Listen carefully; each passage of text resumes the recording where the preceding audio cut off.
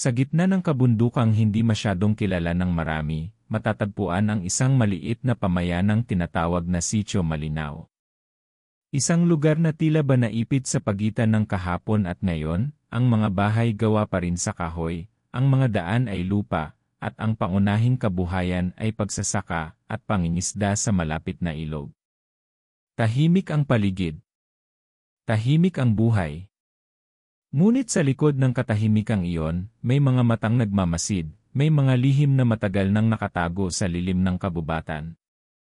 Dito nakatira si Tiyuhin Lando, isang retiradong magsasaka na kilala sa sitio hindi lamang sa kanyang lakas, kundi sa kanyang pagiging matatag at matapang. Siya ang tipo ng taong hindi madaling matinag kahit sa gitna ng unos. Kasama niya sa bahay ang kanyang pamangking si Nilo, isang binatilyong nasa edad 12 na naiwan sa kanyang pangangalaga matapos pumanaw ang mga magulang nito sa isang aksidente ilang taon na ang nakalipas. Simple ang buhay nila. Tuwing umaga, gumigising si Lando bago pa sumikat ang araw. Magpapainit ng tubig sa kalan, ihahanda ang agahan, at gigisingin si Nilo para samahan siya sa bukid.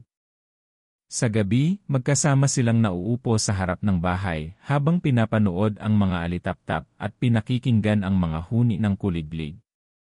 Walang kuryente sa sitio, kaya ang liwanag ng buwan at lampara ang kanilang kaagapay. Ang buong sitio ay binubuo lamang ng mahigit 30 pamilya. Lahat magkakakilala. Kung may sakit, tinutulungan. Kung may kasalan o binyag, buong barangay ang nandoon. Kaya naman, nang unti-unting magkaroon ng mga usap-usapan tungkol sa kakaibang pangyayari, nagsimulang magtanong ang lahat. Magsimula tayo sa isang insidente. Isang gabi, napansin ng mag-asawang Mang Pido at Aling Celia na nawawala ang kanilang alagang baboy. Sa unay inisip nilang baka tumalon sa kulungan at nakatakas sa gubat.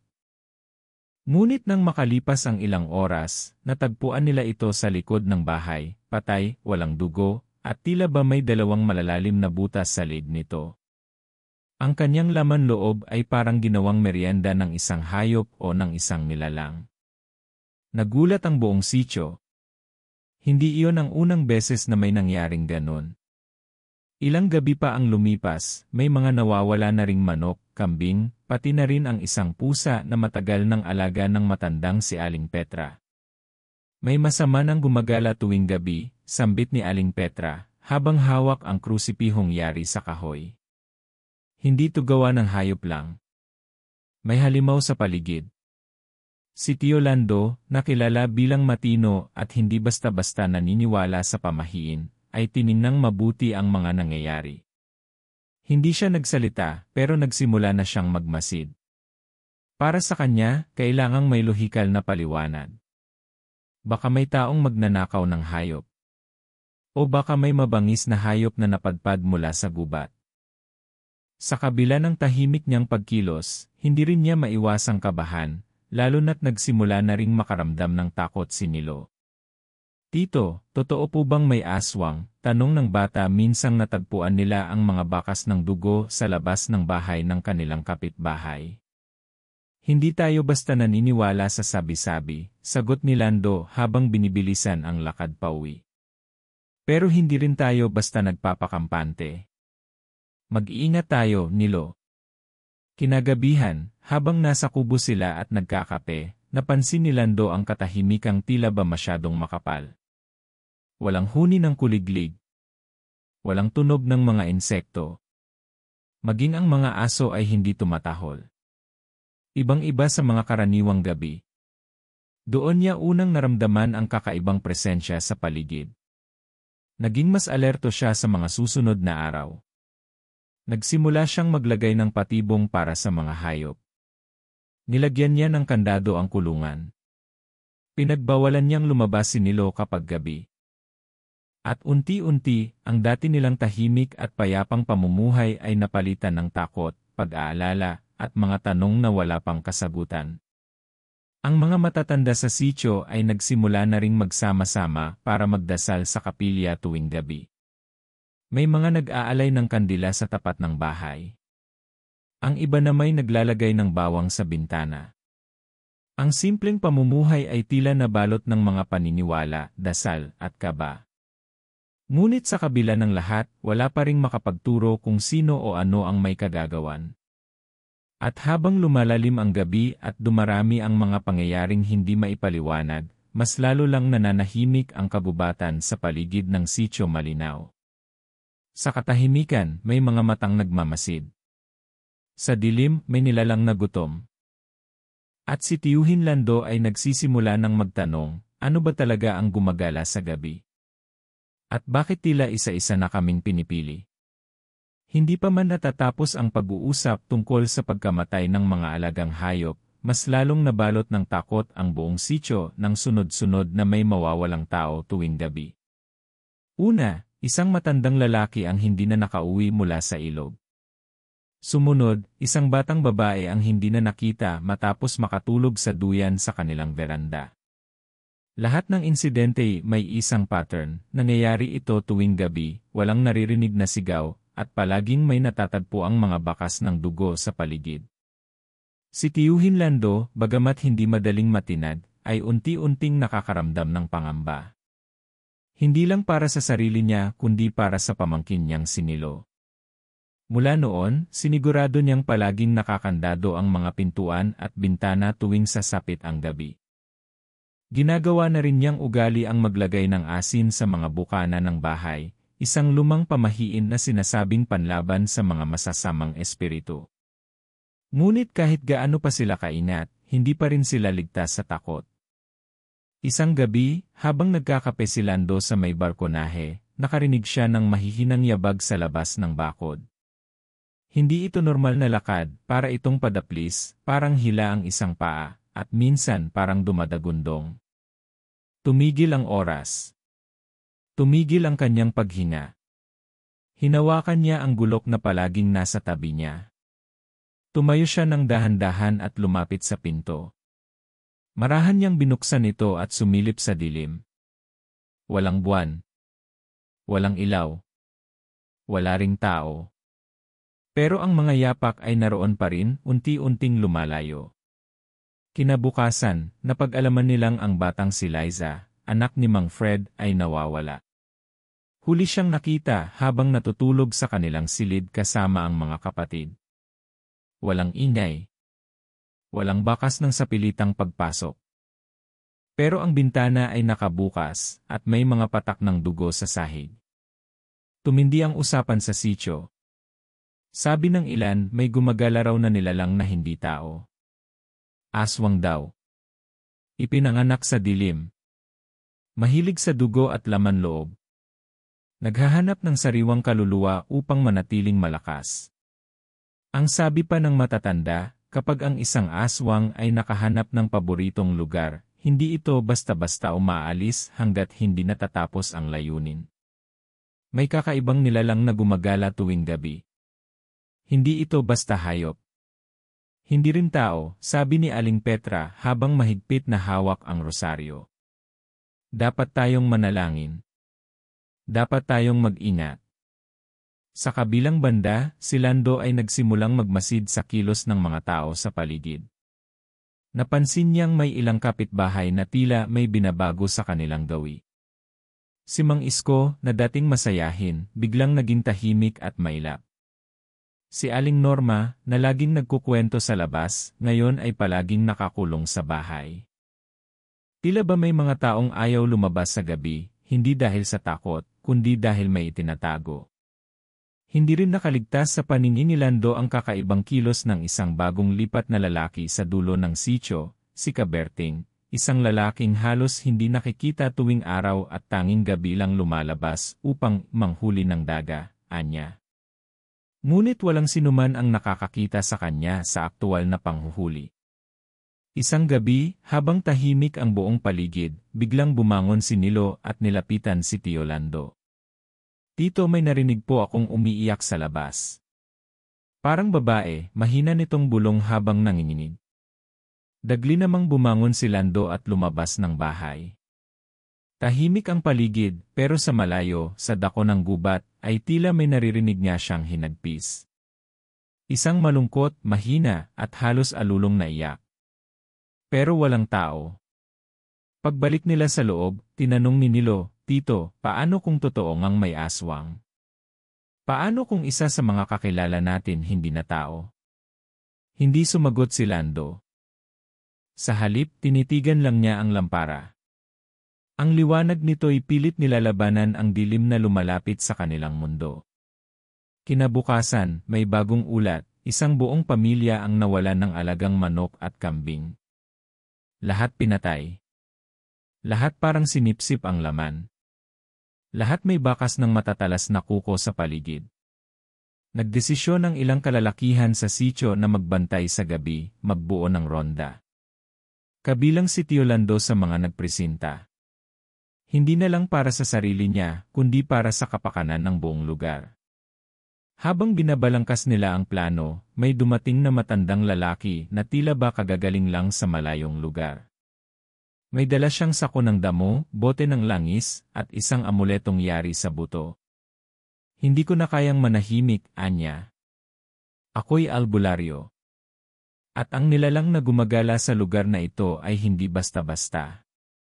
Kung hindi natin ito mapipigilan, lahat tayo ay isa-isang mawawala." Nagsimula na ang pagbabantay.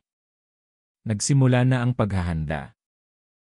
At sa bawat paglubog ng araw, ang takot ay nagiging mas totoo. At habang lahat ay tahimik na naghihintay, may isang nilalang na patuloy sa paghanap ng biktima. Hindi ito basta-basta sumusuko. Hindi rin ito takot sa dasal. At higit sa lahat, kilala na nito ang mga taong hindi naniniwala. At doon siya pinakatuwa. Sa bawat araw na lumilipas, mas lalong tumitindi ang takot sa Sitio Malinaw. Hindi lang mga hayop ang nawawala kundi pati mga tao. Sa gabi, halos walang ilaw ang mga bahay. Ang mga dating bukas na bintana, ngayoy sinasara at tinatakpan ng bawang at dahon ng saging. Ang dating maingay na sitio ay tila sementeryo na sa katahimikan. Isang umaga, habang naglilinis ng paligid si Tiyuhin Lando, may napansin siyang isang matandang lalaki na palakad-lakad sa gilid ng bukirin. May suot itong itim na sombrero, may hawak na baston, at may pasan-pasang maliit na sako na tila puno ng halamang gamot. Nakasandalyas lang at tila may mga anting-anting na nakasabit sa leg. Lumapit ang matanda sa kanya. "Ikaw si Lando?" tanong nito. "Ako nga." "Kayo po?" "Ako si Mang Elias," sagot nito. "Isang albularyo mula sa kabilang bundok. Tinawag ako ng mga engkanto kagabi sa panaginip. May aswang na naninirahan sa lugar ninyo." Napakunot ang noo ni Lando. Bagamat lumaki siya sa mga kwento ng matatanda tungkol sa mga engkanto, aswang, tikbalang, at iba pa, hindi siya kailanman naniwala ng lubusan. Ngunit ngayon, sa harap ng sunod-sunod na pagkawala at karumal-dumal na mga krimen, tila hindi na siya sigurado. Masyado ng maraming palatandaan, dagdag ni Mang Elias habang iniaabot ang isang pirasong papel na may nakasulat na mga simbolo. "Ito ay pananggalang. Itago mo sa ilalim ng unan mo. Huwag mong hayaan na lumabas ang pamangkin mo pagpatak ng 6:00 ng gabi. At huwag kang maniwala agad sa mga tao. Hindi lahat ng anyong tao ay tao." Nang gabing iyon, nagtipon ang ilang residente sa bahay ni Tio Lando upang makinig sa babala ni Mang Elias. Doon ibinahagi ng matanda ang mga palatandaan ng isang aswang, hindi sila kumakain ng bawang o asin.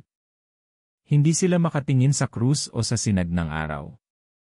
Walang refleksyon sa salamin.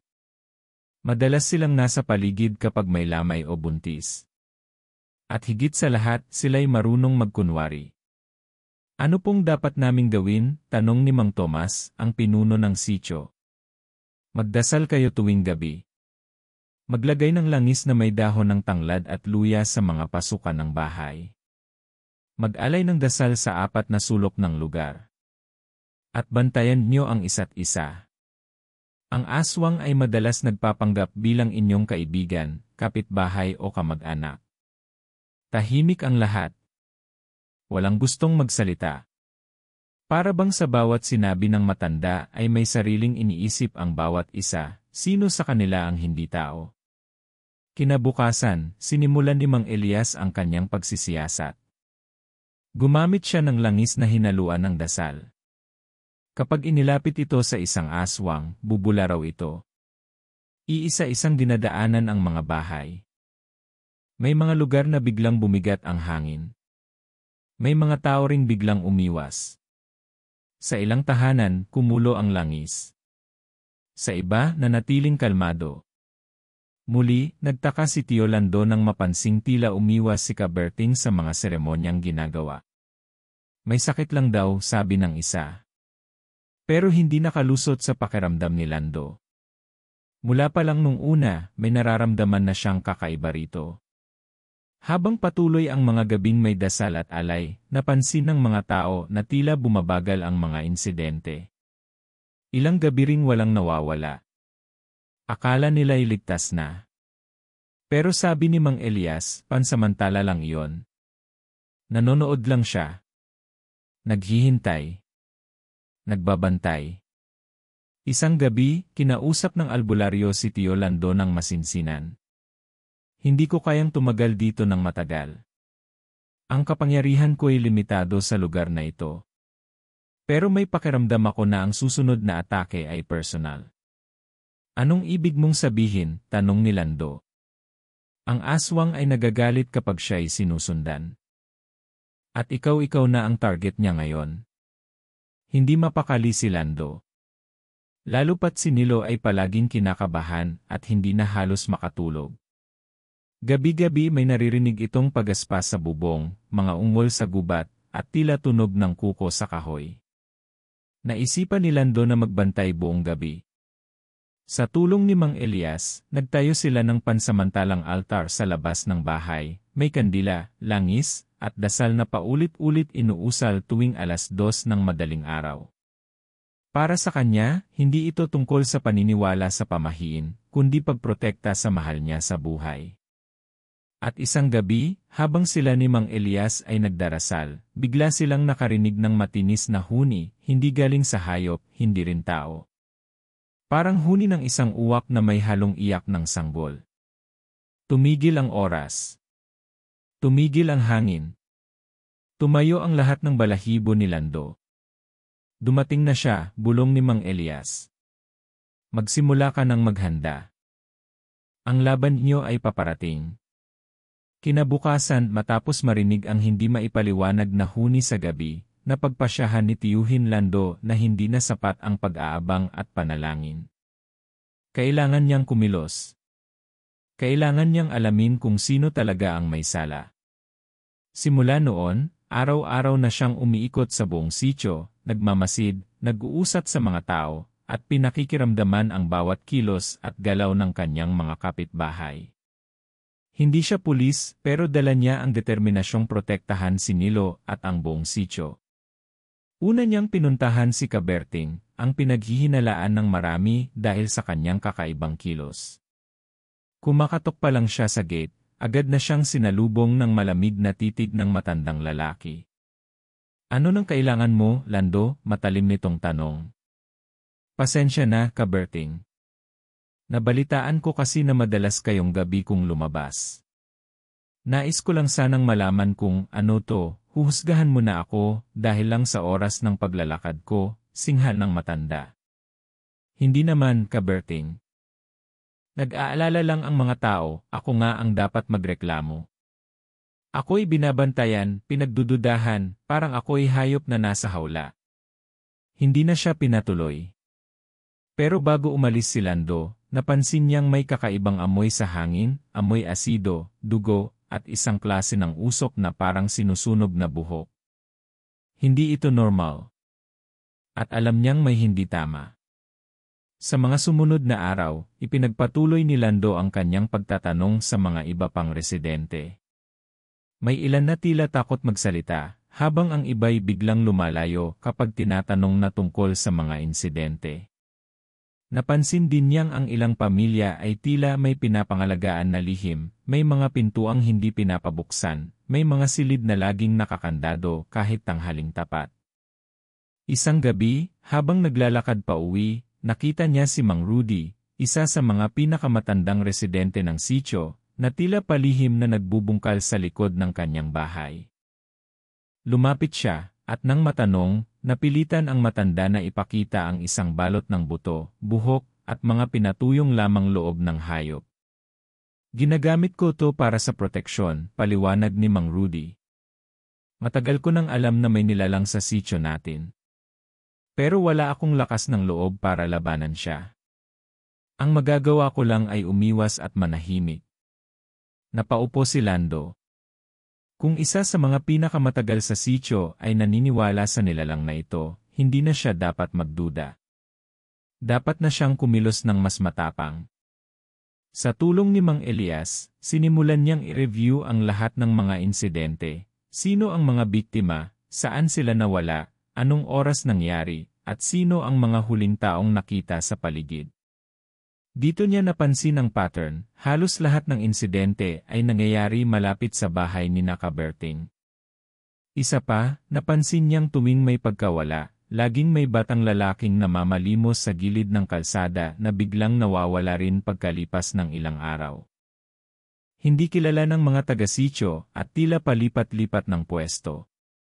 Nagdesisyon si Lando na mag-abang ng isang gabi, mula sa isang kubo sa may gilid ng bahay ni Caberting. Sa pagitan ng aninag ng buwan at mga punong kahoy, nakita niya ang isang bagay na hindi niya makakalimutan, isang taong nakayuko, tila may hinihigop mula sa isang sako na gumagalaw. Nilapitan niya ito ng dahan-dahan. Ngunit bago pa man siya makalapit, bigla itong naglaho, parang hangin na naglaho sa dilim.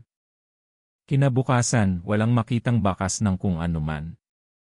Pero may nakita siyang mga bakas ng kuko sa lupa, at ilang piraso ng damit ng isang nawawalang bata. Muling lumapit si Lando kay Mang Elias. Sigurado na ako. Si Caberting ang aswang. Ngumiti si Mang Elias. Hindi lang siya. Hindi siya nag-iisa. Anong ibig mong sabihin? Gulat na tanong ni Lando. May kasabwat siya. At hindi lang basta kasabwat, baka isa sa mga taong malapit sa iyo. Napatingin si Lando sa bahay. Napalunok siya. Dahil naalala niya ang huling salita ni Nilo bago ito matulog, "Tito, kanina may dumaan sa likod ng bintana." Mukha siyang si Aling Norma pero ang mata niya pula. Sa unang pagkakataon matapos ang sunod-sunod na pagkawala at karumal-dumal na pangyayari, nagkaisa ang mga taga-sitio Malinaw. Hindi na nila kayang manahimik. Hindi na sila papayag na isa-isa silang paslangin ng nilalang na matagal na palang kasama nila. Sa paunguna ni Tiyuhin Lando, Kapitan Tomas, at Mang Elias, isang lihim na pagpupulong ang ginawa sa loob ng kapilya ng sitio. Isa itong mapangahas na hakbang, dahil alam nilang anumang pagkakamali, maaaring ikapahamak ng marami. Hindi natin ito kayang daanin sa dasal lang, wika ni Mang Elias. Ang mga nilalang na ito ay matagal nang nagkukubli sa anyo ng tao. Kung hindi natin sila haharapin, mauubos tayong lahat. Dumating din sa pagpupulong si Aling Rosa, na siya mismong nagsabing nakita si Caberting at Aling Norma na magkasama sa gubat isang gabi. May dala silang sako. Tapos bigla na lang silang naglaho. Para silang usok na nilamon ng hangin. Gamit ang impormasyon mula sa pagsisiyasat ni Lando, binuo nila ang plano. Isa, paghahati ng mga gabi magkakaroon ng ronda ang mga piling kalalakihan ng sitio. Tuwing alas 9 ng gabi hanggang alas 5 ng umaga, paikutin nila ang mga kalsada, bakuran, at gilid ng gubat. Sila'y may dalang anting-anting, bawang, asin, at krus, pati na rin ang espesyal na langis ni Mang Elias. Dalawa, paglalagay ng mga panangga sa tulong ni Mang Elias, sinelyuhan nila ang mga bahay gamit ang dasal, langis, at sagradong abo. Bawat pinto at bintana ay pinatakan, at sa bawat 4 na sulok ng sitio ay naglagay sila ng bantay, hindi lang tao, kundi espiritual. 3. Pag-akit sa mga aswang ginamit nila si Mang Rudy bilang pain. Pumayag ito sa kabila ng panganib para lamang makuha ang atensyon ng mga nilalang. Pinagpanggap siyang tulog sa isang kubo sa gilid ng sitio, pero sa paligid nito ay may mga nakatagong tagabantay. Gabi ng Biyernes nang gawin ang plano. Tahimik ang buong sitio. Ang mga ilaw ay pinatay at ang kapaligiran ay tila nilukuban ng kakaibang lamig. Sa himpapawid, may mabigat na presensya, parang may nagmamasid. Sa loob ng kubo, si Mang Rudy ay tahimik na nag-aabang. Kasama niya sa malayo si Nalando, Kap Tomas, at 4 na kalalakihang may hawak ng sibat at krus. Bigla may kumaluskos. Kasunod ang isang mabigat na huni, parang pag-iyak ng sanggol na may halong pagaspas ng pakpak. Tumingin si Lando sa direksyon ng gubat. Nandyan na sila, bulong niya. Maya-maya, lumitaw sa anino si Kaberting. Pero ang anyo niya'y hindi na pangkaraniwan, mata niya'y mapula, ang kanyang katawan ay tila baluktot, at ang dila niya'y mahaba at matulis. Sa likod niya, sumulpot si Aling Norma, ganun din ang anyo, subalit mas mabilis at mas matalim ang galaw. Sa isang iglap, lumundag sila sa bubong ng kubo. Ngayon na, sigaw ni Lando. Lumabas ang mga tagabantay, itinutok ang krus at sinindihan ang mga kandila. Binuhusan ng langis ang paligid. Tumili ang mga nilalang, isang malalim na huni ng galit at takot. Sumiklab ang apoy mula sa langis, at tila nalambungan ng liwanag ang buong lugar. Hindi sila makalapit. Ang apoy at dasal ay parang pader na pumipigil sa kanila. Landoo, sigaw ni Kaberting, habang unti-unting nagbabago pabalik sa anyo ng tao, hindi mo kami maintindihan. Kailangan namin kumain kami isinumpa, pero hindi na ito inintindi ni Lando. Pinatigas niya ang loob niya habang hawak ang krus. Hindi pagkain ng mga tao. Hindi kayo karapat-dapat sa lugar na to, sa huling dasal na binigkas ni Mang Elias, isang malakas na pagyanig ang naramdaman. Bumuka ang lupa sa mismong tapat ng gubat, at tila may humigop sa dalawang nilalang. Isang pag-iyak, isang sigaw, isang huling sulyap at nawala sila. Tahimik. Walang gumalaw. Hanggang sa muling marinig ang huni ng mga kuliglig at hampas ng hangin sa dahon ng saging. Ligtas na ang gabi. Pero alam nilang hindi pa ito ang katapusan.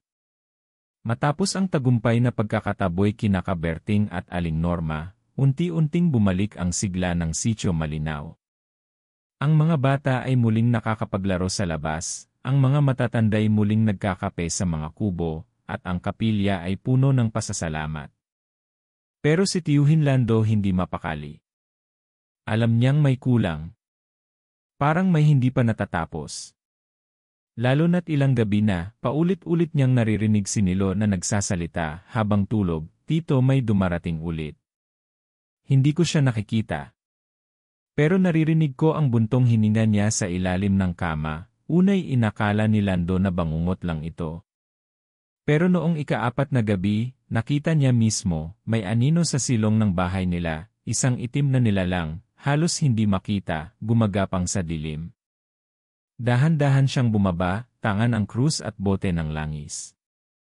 Nang akmang lalapitan na niya ang nilalang, bigla itong nawala parang usok. Ang naiwan lang ay isang malamig na hangin at isang salita na bumulong sa kanyang tenga, "Ako ang simula."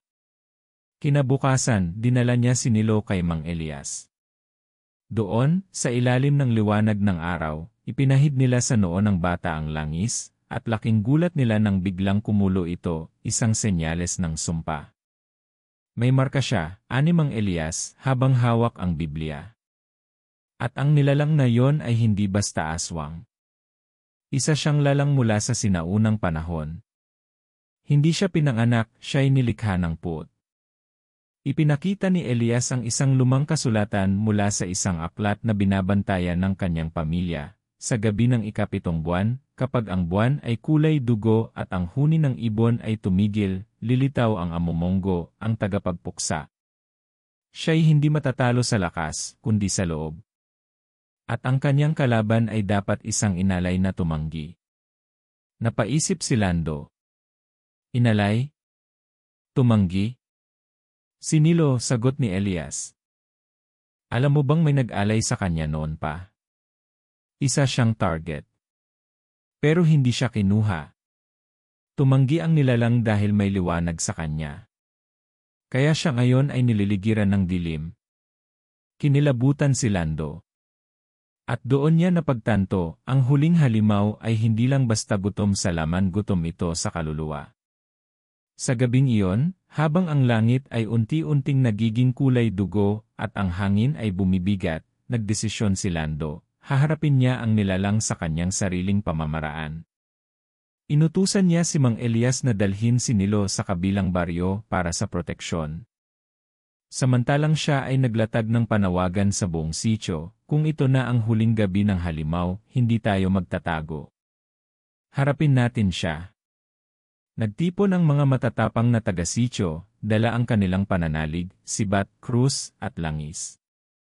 Sa gitna ng palayan, binuo nila ang isang bilog ng apoy, ritual na sinimulan ni Elias para tukuyin kung nasaan ang nilalang. Bigla, tumigil ang huni ng mga insekto. Ang hangin ay tila tumigil. Ang lupa ay bahagyang umuga. At mula sa lilim ng mga punong mangga, lumabas ang isang nilalang, hindi tao, hindi hayop, hindi aswang. Ang katawan nito'y itim na parang uling, ang mata ay walang puti, at ang mga kuko'y mahabat parang espada.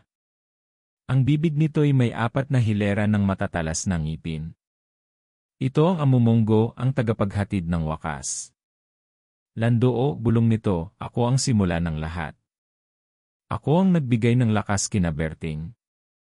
Ako ang nagturo kay Norma. At ngayon ikaw ang sunod. Pero si Lando matatag. Tumindig siya sa gitna ng bilog.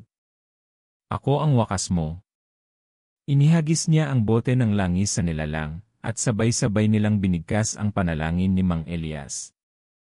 Nagsimulang magliyab ang paligid, at umalingaw-ngaw ang sigaw ng halimaw. Pero hindi sapat. Lumapit ito kay Lando. Sa mismong oras ng pagkagat ng dilim, akmang lalamunin na siya, nang biglang tumindig ang hangin at sa liwanag ng buwan, may nakita siyang hugis sa langit, si Nilo, hawak ang krus, bumalik. Hindi kita kinatatakutan, sigaw ng bata. Hindi mo ako pag-aari. Sa salitang iyon, tumilapon ang nilalang paatras, at sa isang kisap mata, sumabog ito sa liwanag na kulay ginto. Para bang ang buong gabi ay nilamon ng araw. Tahimik. At sa wakas katahimikan. Lumipas ang gabing iyon na parang isang panaginip, isang bangungot na sa wakas ay nagwakas. Sa unang pagkakataon matapos ang mahabang panahon, pumukaw ang araw sa sitio malinaw na walang halimaw sa dilim, walang iyak ng nawawalang bata, at walang aninong nakadungaw sa bintana. Ang mga tao ay unti-unting bumalik sa kanilang normal na buhay, ngunit dala na ang bigat ng mga aral na hindi kailanman malilimutan. Ang balitang pumatay sa aswang ay lumaganap, pero ang totoong nangyari, ang presensya ng amumunggo at ang kaligtasan ni Nilo, ay nanatiling lihim sa karamihan. Sa mga mata ng ilan, si Tiyuhin Lando ay naging bayani. Pero para sa kanya, ito ay hindi tagumpay ng isang tao, kundi ng isang buong komunidad na nagkaisa. Ang paglalahad ng lihim ilang araw matapos ang pangyayari, muling kinausap ni Lando si Mang Elias. Dito, ibinunyag ni Elias ang tunay na pinagmulan ng sumpa. Ang sitio Malinaw, anya, ay dating lugar ng mga babaylan, mga tagapamagitan ng liwanag at dilim. Ngunit sa pagdating ng mga bagong paniniwala, pinalaya sila, isinumpa ang lupa, at iniwan ang mga nilalang na hindi na matahimik. Ang amumunggo, ayon kay Elias, ay hindi lang basta halimaw. Isa itong anyo ng kasamaang naiipon sa isang lugar, takot, galit, inggit, kasinungalingan. Kapag sumobra ito, nagkakaroon ito ng katauhan. At sa kasaysayan ng sitio, may isang matandang babae na minsang nagsakripisyo upang pigilin ito. Ang pangalan niya, Lola Felisa, ang yumaong lola ni Nilo. Ang kanyang panalangin ang unang nagtanggol sa apo laban sa pagkabihag ng dilim. Ang kabutihan ay namamana rin, sabi ni Elias. At si Nilo ay may dugo ng liwanag. Ang pagbabago sa sitio bilang pasasalamat, ang mga tao sa sitio ay nagtayo ng isang maliit na dambana sa gitna ng gubat, sa mismong lugar kung saan bumagsak ang amumunggo. Dito sila nag-aalay ng bulaklak, kandila, at taimtim na panalangin, hindi lang para sa kaligtasan, kundi para sa mga kaluluwang napariwara. Si Aling Rosa, na minsang natakot, ay ngayon ay tumutulong sa mga bata. Si Kapitan Tomas ay mas naging bukas sa mga alternatibong paniniwala. At si Mang Rudy, ang dating pain, ay itinuturing ng bayani ng mga bata. At si Nilo siya ay nagpatuloy sa pag-aaral, dala ang paniniwalang kahit bata ka, pwede kang magtagumpay laban sa dilim. Ang huling paalala isang gabi, habang nakaupo si Lando sa harap ng kanyang bahay, may dumaan na hangin, malamig, ngunit hindi nakakatakot. Tumingala siya sa langit at nakita ang maliwanag na buwan. Sa ilalim nito, naramdaman niya ang tahimik na presensya ni Felisa. Natapos mo, Lando, bulong ng hangin. Pero hindi dito nagtatapos ang kwento.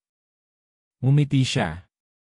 Sapagkat alam niya, hindi man mabalik ang lahat ng nawala, natuto na sila kung paano lumaban. At sa bawat sulok ng sitio, may isang bagay na muling naghari, liwanag.